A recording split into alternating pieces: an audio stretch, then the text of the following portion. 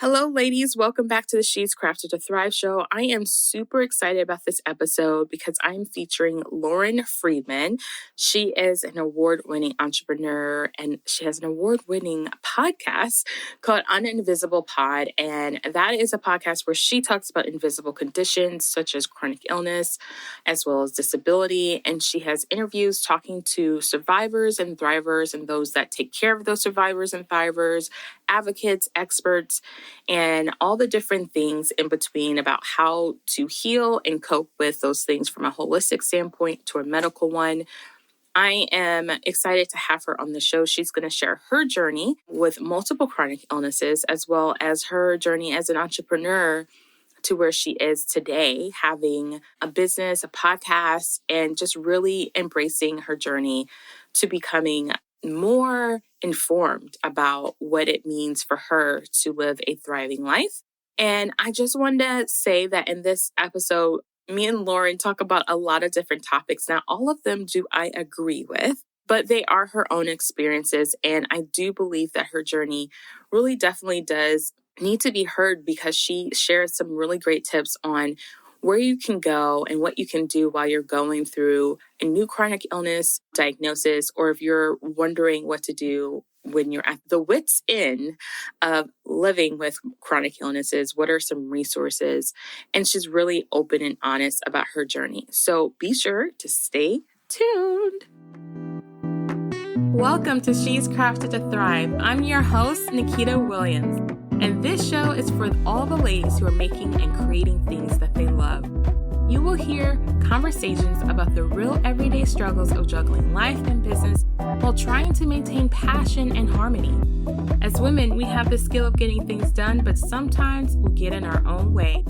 It's here where you'll see that you're not alone. You'll discover that success does not mean perfection. Fear and negative thoughts and challenges are all a part of the journey. And on this podcast, you'll find the inspiration and tools you need to have a life and business that thrives. Hello, Lauren. I'm so excited to have you on the show. Seriously, I'm just excited. I've been following you for a while. I always feel like I've been following people for a long time.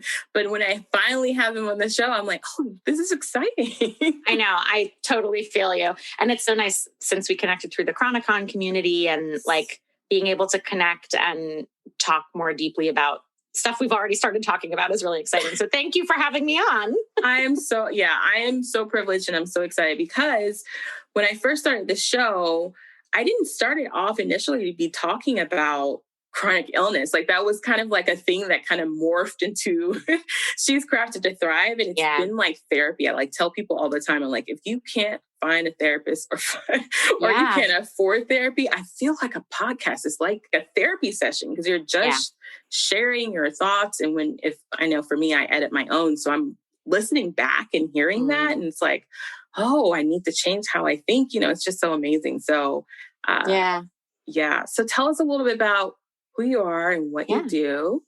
Yeah, with pleasure. So, and thanks again for having me on. This is very exciting. And I'm excited to dive deeper into stuff with you today. So I'm originally from New York City and born in the 80s in New York City. And my mom's Aussie, my dad's from Brooklyn.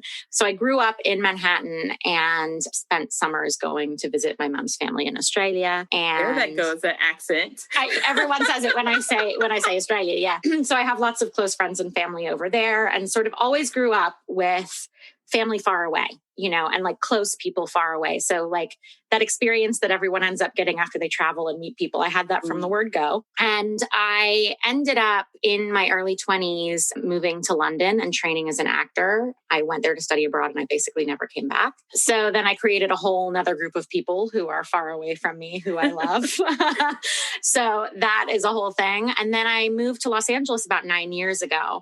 And as a teenager, I was living with depression and anxiety, which really came to a head when I was 19 or 20. And at that time, I also worked through OCD, obsessive compulsive disorder, which was my coping mechanism reaction to 9/11. I went to college in 2001, and spent the first year of college outside of New York City. And so 9/11 happened and I wasn't there, but my mom worked in the Empire State Building. Oh, wow. And I was freaking out that would be the next target. And just that whole experience, I think, of course, my mom was like, let them come and get me. She kept working that day because she's a bad, I myself would have been like, I'm going home early, but I was traumatized enough by that experience that I developed OCD and sort of started getting into rituals that were beginning to really have an effect on the way I was living my life. So by the time I came back to New York when I was about 19, I started seeing a therapist specifically for OCD and found out when I was seeing her that all of the hyperventilating and the stress that I had been going through from the age of about 13, 14 were actually panic attacks. And, sort of being able to understand more deeply what was going on with me psychologically. So from that point onward, I started working with a therapist to treat all of this stuff. And I managed to get the OCD under control using cognitive behavioral therapy, CBT. And the depression and anxiety, you get diagnosed with that stuff, but it's not stuff that goes away. Right. It's managed, it's mischief managed, but I've gone on and off medication for both and have arrived at a place where I know how to prevent my panic attacks. I have a care team in place. I've got all the resources, and I feel like after, almost 20 years of therapy, I have a pretty good handle on what that looks like for me and how I manage it. So that's one part of the health and wellness story that was underlying all of these experiences, moving to different countries and all that kind of thing. And then in 2016, I trained as an actor, I mentioned, and I came to LA. I was working as an actor, and I got to the point where I realized that I didn't love the industry. I'm always performing on stage, and I trained classically, in the theater. So coming to LA and working more in film and television, even though I had envisioned that being my career, it just wasn't the direction I ultimately felt right in. Yeah. And the way that women's bodies are objectified in the industry is something that I really struggled with, because I'm someone who has struggled with their weight and appearance my whole life. So I recognized from my own mental health perspective that I either had to choose to be part of the change in the industry and keep going, or I had to make a shift. I had already begun making shifts and moving more into voiceover acting, and had sort of started to cut down on things and worked. I had worked always in fashion part-time to pay my bills, and I was leaning more into that.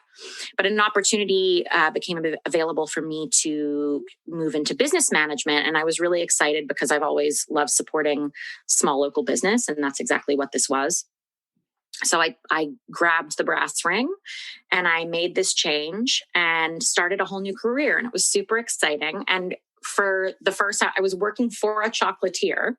So it was the biggest relief, where I had been worried about my body for all these years. And then I was like, oh, you can't sell those? I'll eat them, So it was great because I was really embracing not worrying about my body for the first time in 30 plus years.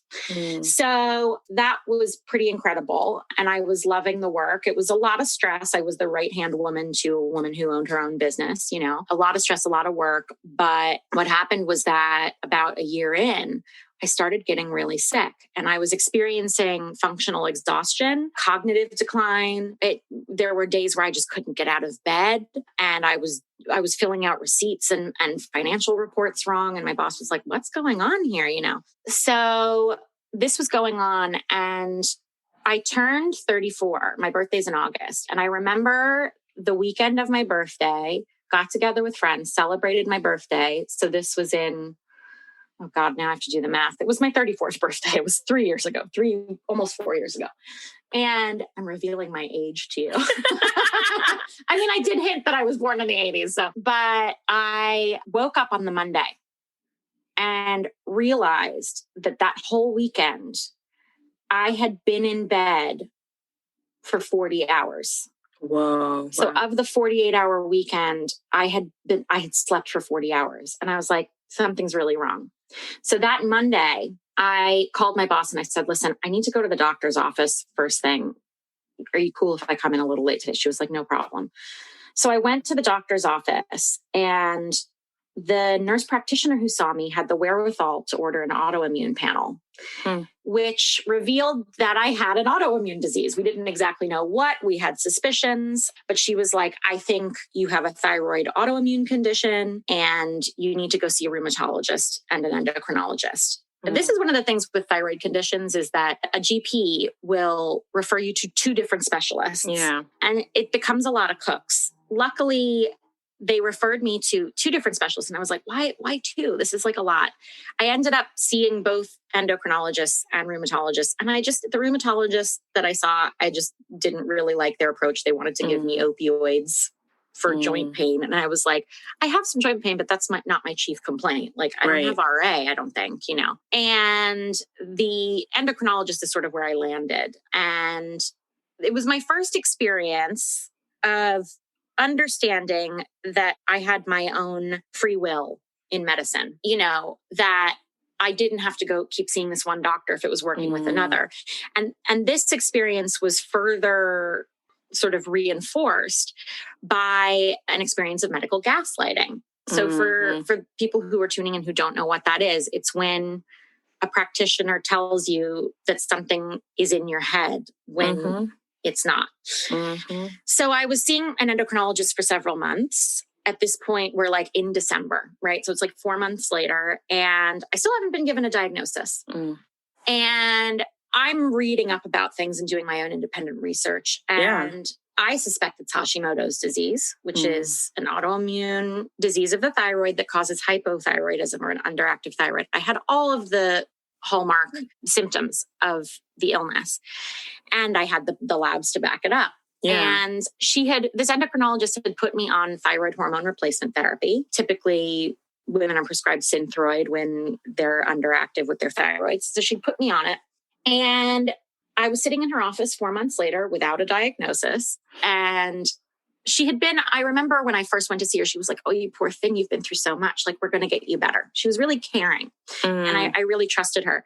And here we were 4 months later on medication, still feeling horrible. Yeah. And I looked at her and I was like, so, what's the news on the labs that we just did and all this kind of stuff? And she looked at her paper in front of her and then she looked at me and she was like, well, you're doing great. What? And I was like... Exactly. Thank you. I was like, what?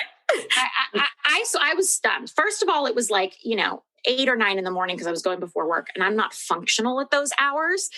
And I was dealing with fatigue. So I was like, huh, what, and I like looked back at her and I was like, I don't think I'm doing okay. I don't think I'm doing so great. I still feel horrible. And she was like, well, your numbers are fine. So I think just keep on with that. And I was like, yeah, but I'm telling you, like, I don't feel any different. Right. And she looked at me and she said, well, maybe it's time to see a psychiatrist. Oh, yeah. And, did you wake up at that point? No, I didn't. To be quite honest with you, it wasn't until after I left the appointment that I was like, what just happened in there? And I think this is an experience that's so common among women in particular, but any marginalized group in complicated medical situations, right? Yeah. We often second guess ourselves. We often are willing to believe what a doctor is telling us because we just don't know what else to believe because this is my first experience of chronic illness, that wasn't related to my mental health. And the irony is that if she had really looked at my chart, she would have known that I had a psychiatrist on my team who I was seeing. Yeah. So I didn't need to be told to go and see one. I was already doing it, and that was a separate issue. Yeah. And I remember walking out of the appointment and sort of like, paying on my way out and calling my mom from the car. And I called her and I told her what had happened. And she was like, first of all, you're never seeing that doctor again. Yeah. And I was like, hang on a second. What do you mean? Like, I've never had the experience where it was like, cool, we're not gonna, I'd had the too many cooks thing where I had chosen my endocrinologist, but I'd never had the like, we will find a different endocrinologist conversation, right? Yeah. We will find a different doctor who's better suited to you. This is what my mother was telling me. And I was like, I'm sorry, like computer says no. Like I couldn't compute. And she was like, that's, there's something wrong with that woman and you need a diagnosis and we need to get you in to see the right the right kind of doctor. And this began the several months long process of finding me a doctor who specialized in thyroid treatment. I had a friend recommend that I look into functional medicine. So I was too tired to do the research. And I was at this point calling into work and not able to show up until about 3 p.m. So I'd work like 3 hours a day. And my poor boss is like, I can't rely on you. I don't know what's happening. Yeah. And I was like, I can't even rely on me. So I don't blame you. Yeah. And eventually my mom was able to find a practitioner in functional medicine who specialized in thyroid disorders and autoimmune conditions and got me in to see this woman, and functional medicine changed my world. I found out as soon as I went to see her that the endocrinologist, whose job it was to understand my thyroid, was testing one number when she needed to test 4 or 5. And this is pretty typical in thyroid care approaches from a traditional Western medicine point of view. Right. Often the labs they do is like they just test one number when they need to also be testing your T3, your T4, your TPO, like all these different numbers because of the presence of the autoimmune condition. And if she had been testing these other numbers, she would have seen that my T3 was really low and that I happen to be a patient who often with thyroid conditions, you know, you can be handed the Synthroid, but for some of us, it's like the way you take vitamin D to absorb calcium. We need to take something else in order to absorb the thyroid hormone. Right. And my functional medicine doctor was like, let's get you on combo therapy is what they call it for thyroid. Wow. It made me a functional human. And that was happening. The one good thing that the endocrinologist had sort of led me in the direction of was that during the course of treatment with her, she'd also said, I think your sleep isn't good and like you should get a sleep study because I think maybe you have sleep apnea. And I was like, okay. And it turned out I did actually have obstructive sleep apnea. So here I am now with these 2 diagnoses of obstructive sleep apnea and Hashimoto's disease. And with the sleep apnea, there are not a ton of treatments. None of them are 100% effective. And it took me 2 years to arrive on the treatment that actually worked for me. With the thyroid, I mean, by the time I actually got in to see the doctor, it was probably a year since I'd been diagnosed. And then there are years beyond that of changing up your medications. So it took me about 3 years. Here we are 3 years later. And now I'm functional. But what I discovered in the course of it, and I had to leave my job in the course of all of this because I couldn't function at work and didn't know what was happening.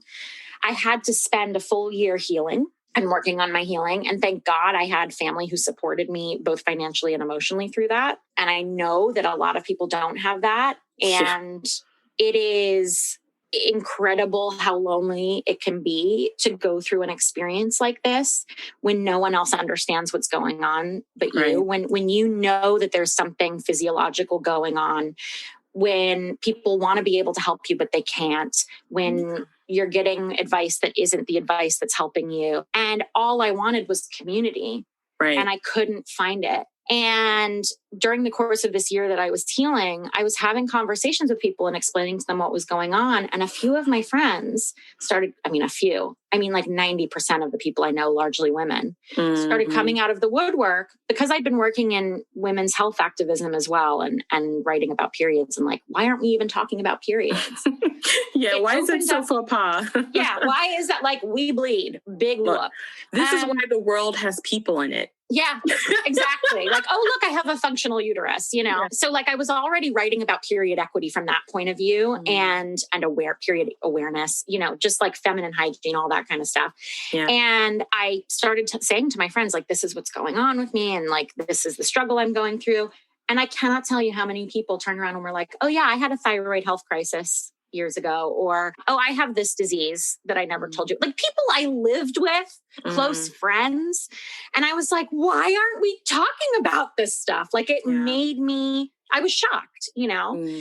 And so I was working as a voice actor.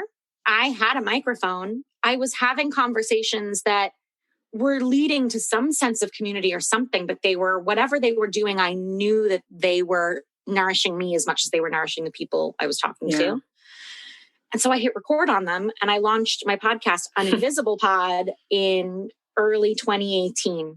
So we're coming up on 2 years now. Oh, sorry, early 2019. So we're coming up on 2 years. And it has become my work, my world, my healing, my soft place to land, my everything.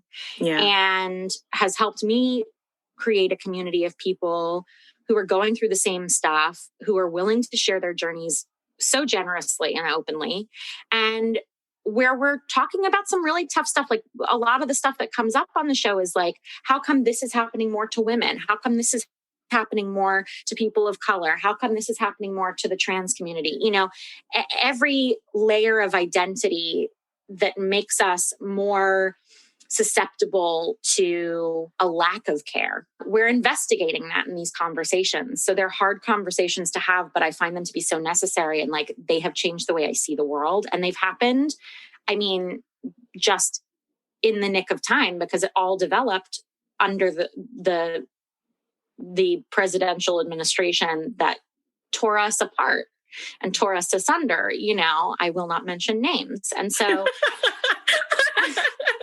it doesn't get publicity. The Danger Ham does not get publicity from me. Yeah. So, you know, finding that in a world where things felt more splintered than ever, that I was creating a community and coming together with people who were like-minded, who were open, who wanted to learn, who had giant hearts and wanted to open them up to me. It absolutely has like paved the way to a much fuller understanding for me that the personal is political, that your body is political, especially if you're female, you know, and beginning to understand the experiences of people who may not look like me or have the same background as me, and seeing things from different perspectives on much deeper levels. And it's like, it's really hit the empathy and compassion tap for me real hard. Right. And I hope it has as well for the people who tune into my show, because it's changed my world. Okay, so you have said a lot. I was like, that was the short version. I was like, while you were talking, I'm like, oh, I have a question. Oh, Mom, I'm going to let her keep going because I don't know. No, ask.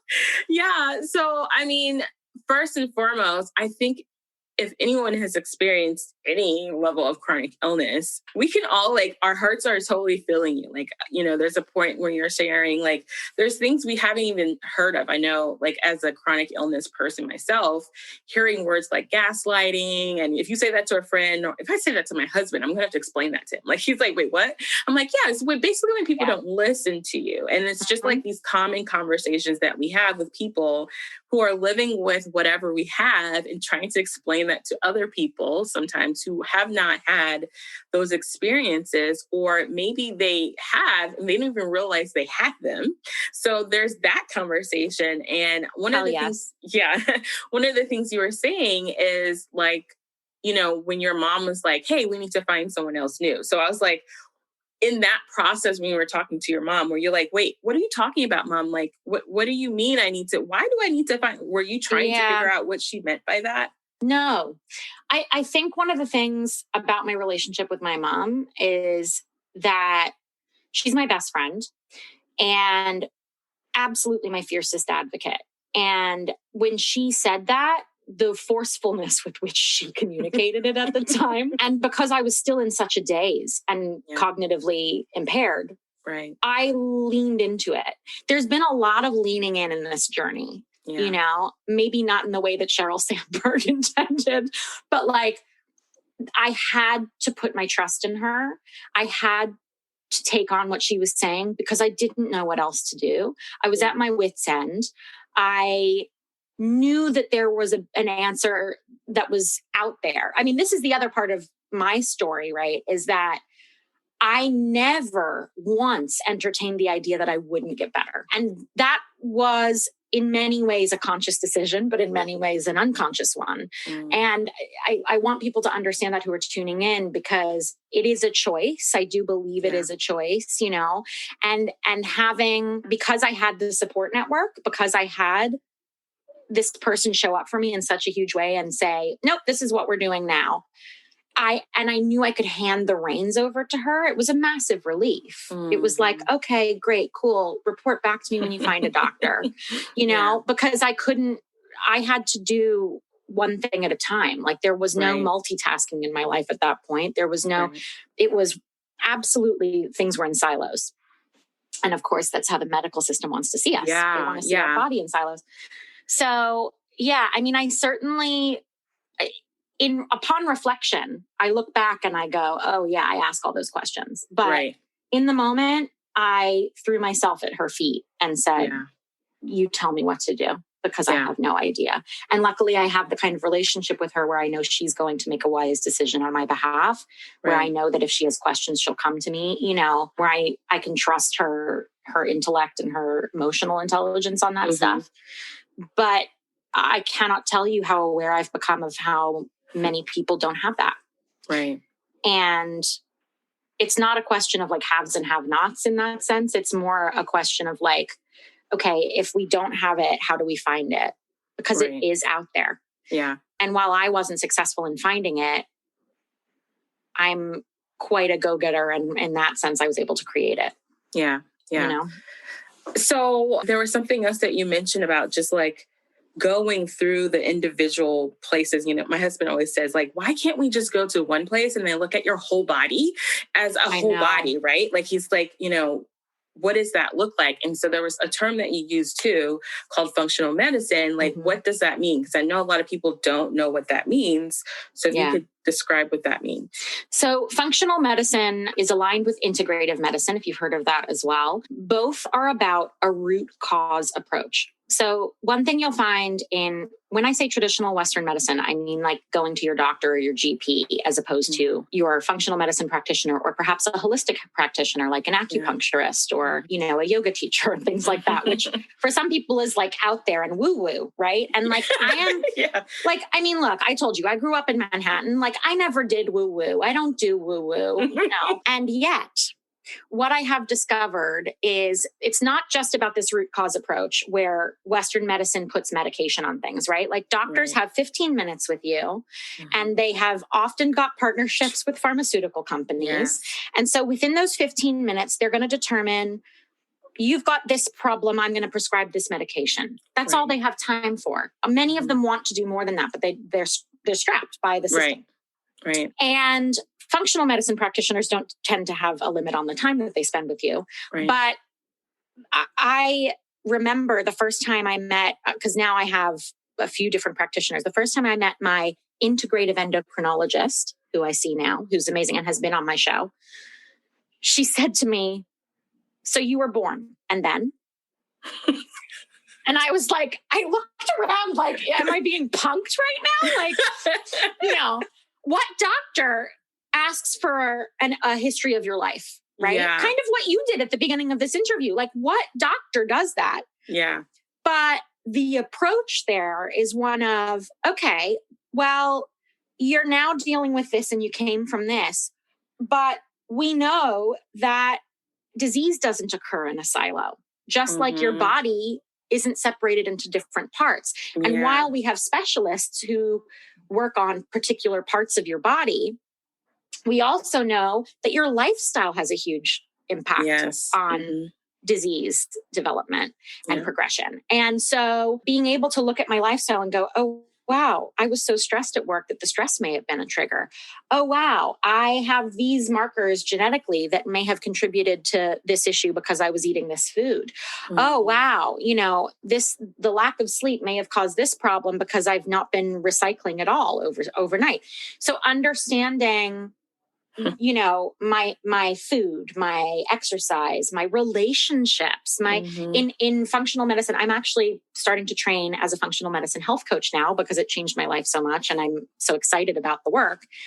And we call these things outside of your diagnoses primary foods, right? So there's the food you put in your body, but your primary foods are your relationships. They are how you're nourishing yourself spiritually, emotionally, you know, so being able to address those issues as well as addressing issues of actual medication, which is, for me, it was like a two-pronged approach because I have to be on medication for the rest of my life. I have an autoimmune disease. There's no other way around that.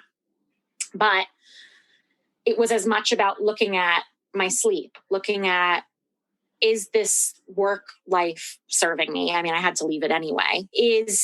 Are my relationships serving me? Are there some toxic relationships that I need to look at there? Is my relationship with myself okay? Yeah. You know, we've seen studies on plants where kids say good things to one plant and horrible things to the other, and they have the exact same circumstances growing the whole time, except for the way they're talked to, and the plants that are talked to poorly die.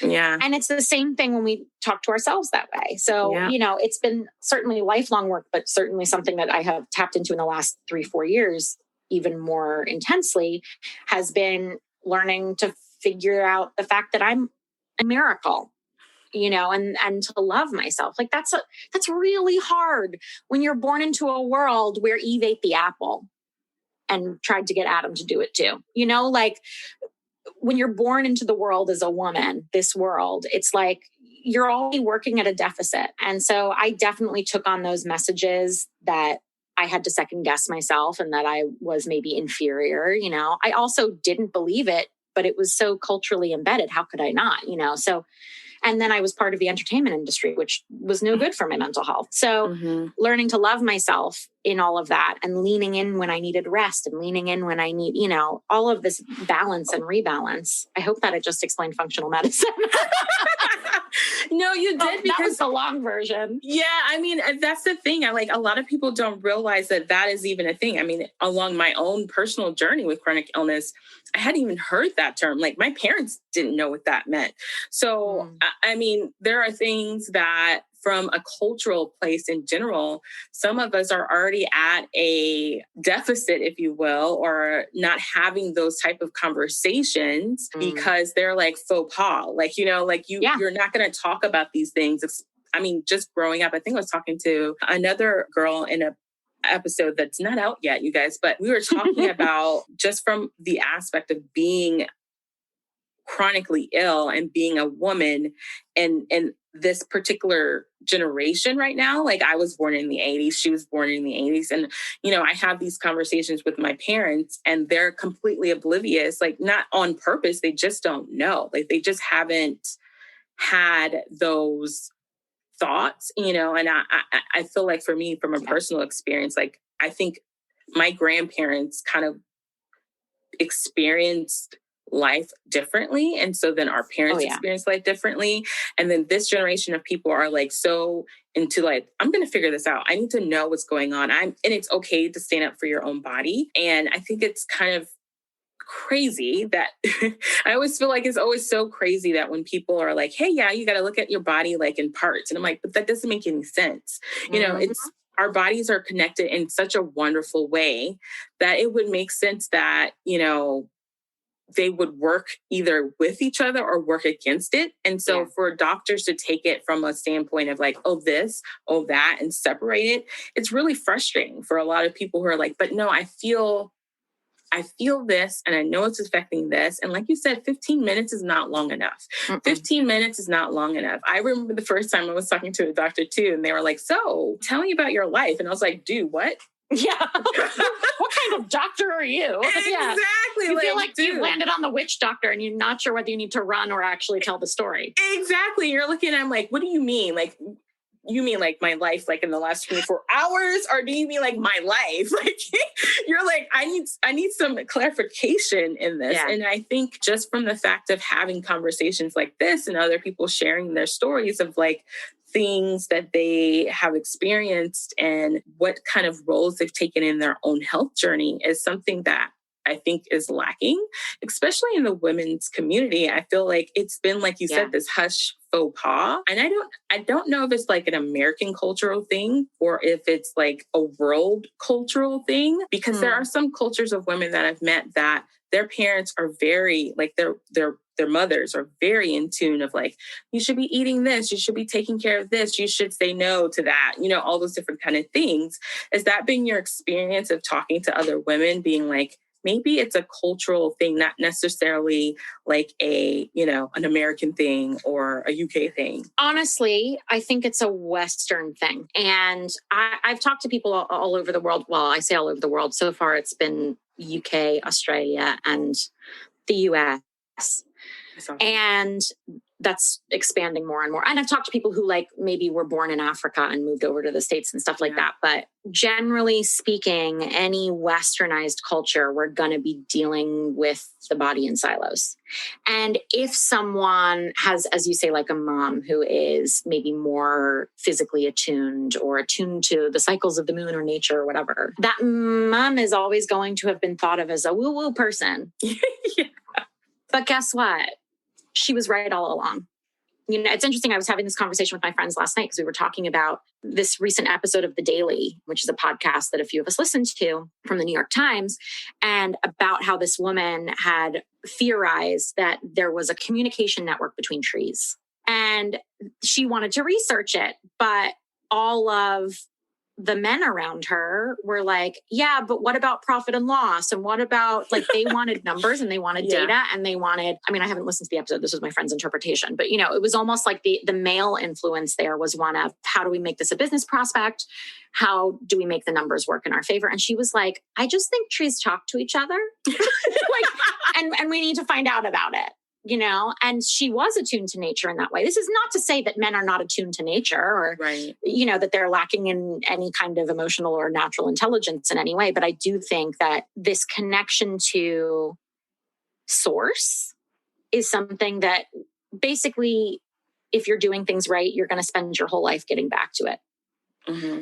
You know, when you're born in the Western world, at least, we're born into systems and structures. We're born into a culture. I mean, even my friends who I've spoken to on the show who were born in Africa, there were still stigmas attached to their diagnoses, you know, and I've spoken to someone in Singapore and there were stigmas with her diagnosis too. I think really like any deviation from perfectly healthy and normal. Which is crazy because nobody is perfectly healthy and normal. Like even if you're walking around and you've never been to a doctor, I guarantee you something is wrong with you. Like something. Like, you know what I'm saying? Like I just...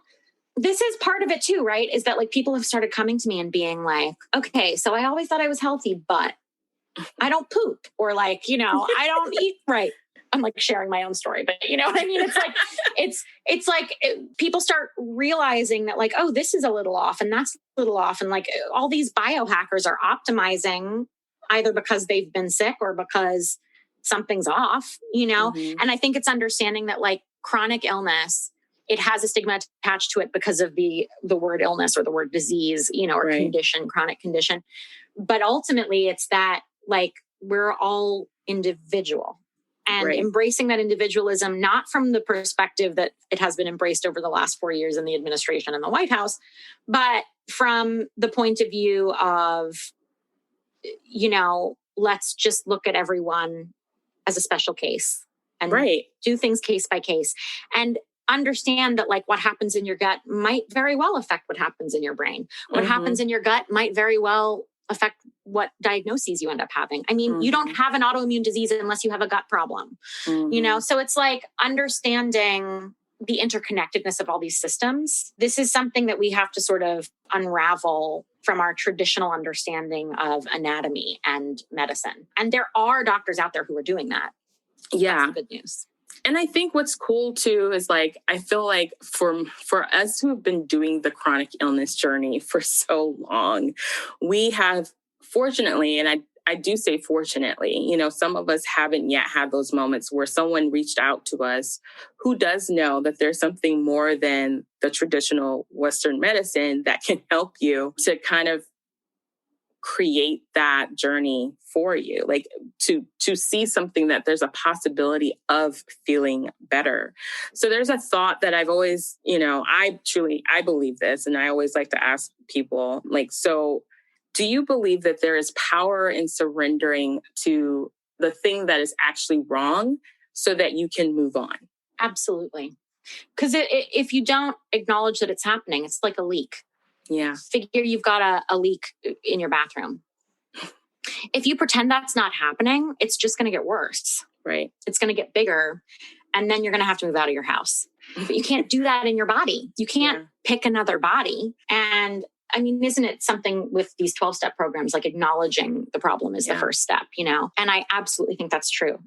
of chronic illness, and also understanding that like everyone's got something going on. Like we all have some kind of problem, and embracing that and understanding that like there are more of us who are chronically ill than not, that our healthcare system is a sick care system.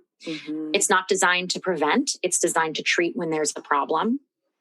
And that's where functional medicine and integrative medicine can actually be preventive tools. Yeah. So if you're able to access those things, and this is the other thing, is that there's an access issue there, right? Yeah. You know, often functional and integrative medicine aren't covered by insurance. So it's either searching down the rabbit hole and finding the practitioners who are covered, or shelling out the cash, or finding ways to fund. I mean, the number of people I know who fund medical treatments through GoFundMe is staggering. Yeah. Right. It's much higher than it should be. It shouldn't be that way at all, you know? So there are a lot of issues with that in this country in particular. But yeah, knowing that you have to be okay. It's that leaning in, isn't it? It's that hardcore leaning in and going, okay, all right, this is happening. So let's take care of it. It's a crack that you don't fix keeps getting bigger. Right. You know, a hole in your sweater is going to keep getting bigger. Yes. A leak in your ceiling is going to keep getting bigger. So like a leak in your gut, that's going to keep getting bigger. Your fatigue is going to keep getting bigger. Your cognitive decline may keep getting bigger. Your depression might keep getting bigger. Go treat it. Go talk to someone who's open to talking about it. Yeah.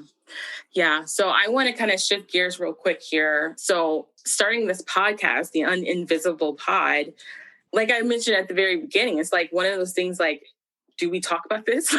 Do we talk about this? Is there like fear around, like, was there like fear and stress, or were you just like ready to be the one who's like, hey, we're talking about this and y'all just get down with it? Like, what was that like for you? Honestly, I don't think I ever considered the fear.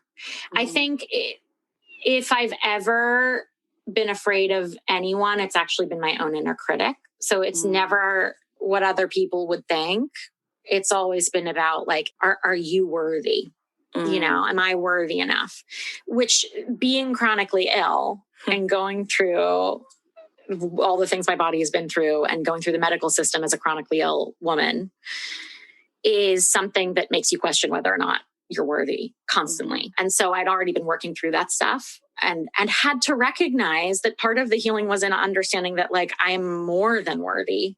So when it came to doing the podcast, I mean, like, I'm also a Leo. I'm very like, and yeah, guys, I like astrology and I believe in it. You know, like I'm very much about speaking up and speaking out. And in all of my work prior to this, as an actor, working in small business management, all of that work had its vital importance to me had been in story and had been in being able to change the way people see a story by giving them a different perspective, being able to offer additional information or perspectives. And that's what I've always been passionate about. And so I think it was a really natural progression for me to talk about this stuff. I was already doing it. Like I started doing it on Facebook and, you know, I was writing about it and I was talking to friends about it. So yeah, I think I sort of passed the point of no return. I don't think I ever stopped to wonder whether or not it was appropriate to talk about this stuff, because I was like, no one is. So if I don't, and of course I discovered that plenty of people were as I got into the world. I'm not like the first person to be a patient advocate, but you know, outside of patient advocacy, there are not enough, and there is not enough diversity either. Like, I mean, a big problem I think with the patient advocacy world is that it's heavily white dominated. And that's something that I've actively been trying to change people's idea of with the show. But like, it is... Yeah, I don't think I ever really questioned it. I think at that point I had so fully embraced this new approach and this new lifestyle and like who I was becoming that I was like, there's nowhere else to go. Like, this is where we're headed. We might as well lean in. Yeah. Yeah. So what are some tools like for someone who is listening to the show right now and it's like, you know, I could be like, this is kind of sounds like my life. Like, you know, I'm dealing with this and doctors are telling me that there's nothing wrong and I'm okay, but I'm still in crazy pain. I still can't sleep. I still can't eat. Like, what are some of the things that you could share with someone who's like, where do you go? Where do you go? Like, where do you go with your feeling like, where do I go? So a couple thoughts that come to mind there. The first thing is, I don't want anyone to go down like the Google rabbit hole and don't do it. Go on WebMD and decide they're dying, because that's not happening, but I do think that seeking information from reliable sources and doing your own research is really helpful in that way. I also think that this is where health coaches are really important, because finding a health coach, and health coaching is often not covered by insurance. This is another access issue. However, there are people out there who offer sliding scales, who offer group coaching. So if you start looking, you may be able to find something that works in your budget. You might be surprised. And if you reach out to people and say, I'm having trouble affording this, you'd be surprised with how many of us have dealt with chronic illness and really want to help you. Yeah, that's how I got to where I am, having a health coach. And I'm so grateful for that. Yeah, totally. Yeah. So I think health coaches, find a health coach if you can, because you'll be able to go through a full health history with them, and they may be able to point you in the right direction in terms of specialists. And they might be able to actually give you the tools to then go to your GP and get the referral that you need. So that would certainly be a port of call. I also think if you're dealing with, maybe you're dealing with a diagnosis too, but you don't know where to go. I actually created a free resource with, not to sort of toot my own horn here, but I created a free resource toot away. A friend and collaborator it's a totally free ebook you can download on my website, and it's called Hacking Healthcare. And one of the things that's helpful in it that I had to learn in this process is that we listed everything that is if you have a problem in this part of your body, this is the doctor you need to see. Mm-hmm. So if you have a kidney problem, you need to see a nephrologist. Did you know what a nephrologist was before? Never heard of it, y'all. I didn't. Never heard. Yeah.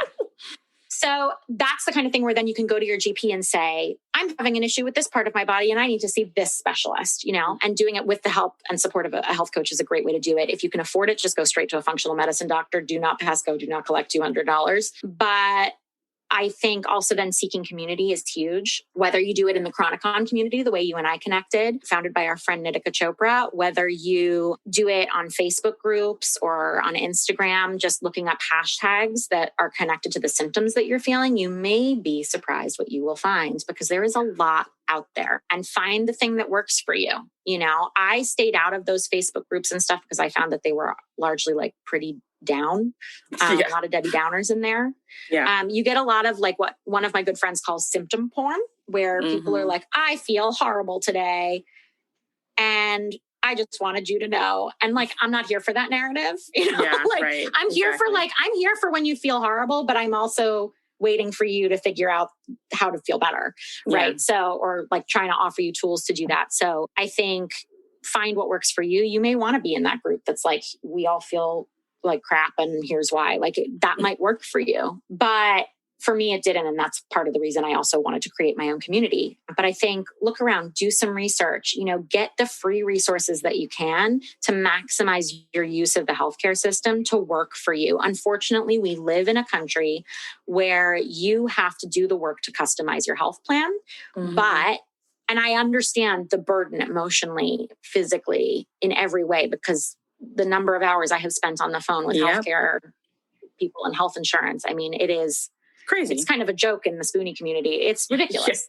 It's ridiculous. Yeah. And, when you're a sick person, you have less energy to put into this stuff and they want you to work harder for it. But there are groups out there trying to change it. There are groups out there who are bringing stories to the hill so that, drug makers will reduce their pricing and the healthcare system will become more accessible to all. So finding those people who are aligned with your goals might light you up as well. But I certainly think do your research, look at reputable sources. So don't just search something and look at the first article. Make sure it's from the Mayo Clinic or the Cleveland Clinic or, PubMed or something that is medically sound, right? And then look for that community. And if you're having pain in your uterus, for example, look up uterine pain, look up vulvodynia or, women's pain. There is a whole podcast called Tight Lipped, by the way, that is all about women's pain.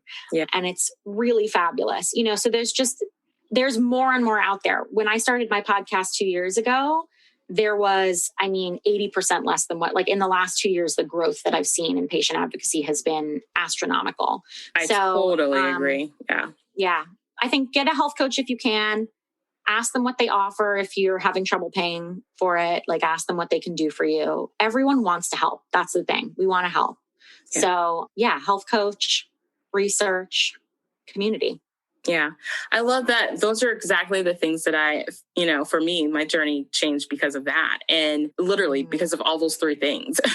And community, the other thing I want to say about community, you guys, is that community that understands your journey, like community of people who have chronic illness. It does make a difference. Like my husband is like, I always joke with everybody, but he doesn't really get sick. And when he does, oh God, let's pray. Yeah. Like the man flu, right? But I have friends who have chronic illness, and there are times where I can share this with my husband, and I love him. He's the greatest supporter, but he will look at me like a deer in headlights. Like he doesn't understand it.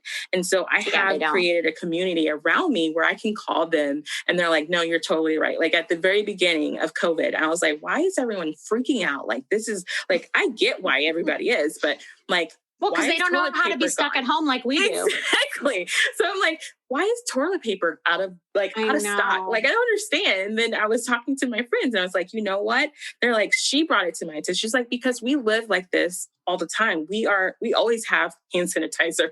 We have stayed at home for months upon months because we are more likely because of our immune system is down in the guts and we know we can't really be around people. We've done the self-isolating thing. So not that to say like other communities that don't deal with chronic illness are bad, not at all, but you need to find a piece of community that knows exactly how you feel and you can talk about that and find resources because we can go to Facebook and see those groups that are all Debbie Downer, but that doesn't really serve where you want to go, which is to hopefully find ways to manage and get better in your situation. So you want to find communities like that because that's what's going to allow you to thrive. That's what's going to allow you to grow beyond where you are. And so I love that you mentioned that. That's like those three things are so important. And I think the moment I made those decisions in my own personal journey, it changed everything. So, and I think a health coach can help with that too. Like, I mean, I love health coaching. I think it's amazing, but I think having someone who can support you through that mindset shift. Yes. That's what health coaches do.